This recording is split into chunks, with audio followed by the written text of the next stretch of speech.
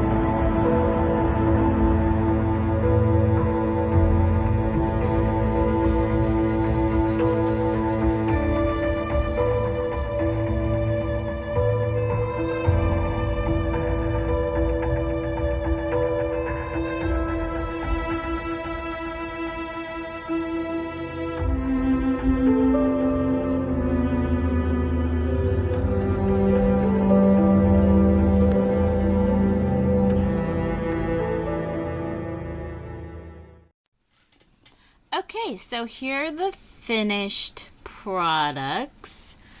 I didn't do too much. I actually added brown to the whole thing.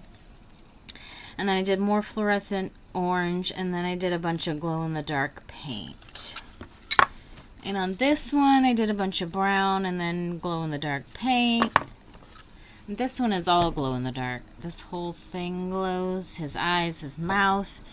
And then the lantern glows.